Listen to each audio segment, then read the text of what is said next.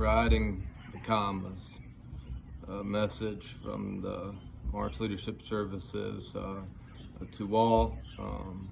Also certainly giving honor and credit to those first line responders, healthcare workers, restaurant, different services that we're depending on right now. A lot of our work focused, seems like where I would do a lot of my work is with entrepreneurs, perhaps small business type individuals, student athletes, prospects, etc. And we often put emphasis on birth, death in particular, but as we all know, life is the in-between. So, one thing that's always gave me comfort is when you look back through historical documents, from the Bible to just world history, oftentimes as we read it as onlookers, we see a comma in a sentence.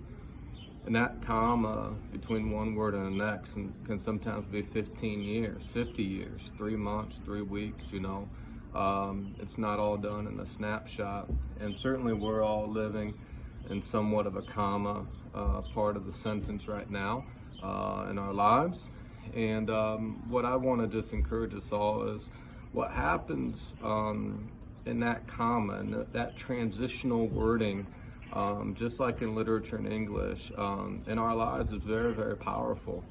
And what that does is it re-highlights and re-centers the focus of what we do in slow times and quiet times in our life, when our life is back on a stage again, so to speak. That's where our values are created. I've had times in my life where I felt like, I felt like a rock star, felt like everybody was in my corner, everybody was patting me on the back, and then I felt times like basically where I was all alone, like no one could get me. And so we're gonna have those seasons, but the key is to keep on chilling, relaxing, trying to keep your priorities. It's a balance of calling audibles like a quarterback and also having established routines. So in that comma section, we re-highlight values in our life. One sacred time for our household, probably the very most important time as far as a routine weekly thing is Sunday nights for us. The kids know we have family dinner and we're all at the table, and it's an important part. One thing is we don't know what comes up that next week, whether there's a virus or no virus. And we have to know that around this table, you can always come back to people that got your back no matter what. And, as our lives slow down, it's just like going on a great fast. It allows you to kind of clear your mind, clear your head, slow down the pace a little bit, and recenter values. And obviously the biggest value for many of us who, desire to make a difference and impact in this life and in our communities is that there's nothing greater than the family unit. Whether you're a family unit of one person, okay, it doesn't matter if you're one person, 3 people, for me, it's me and my daughter and my son, or if you got a household of 10, whatever it is.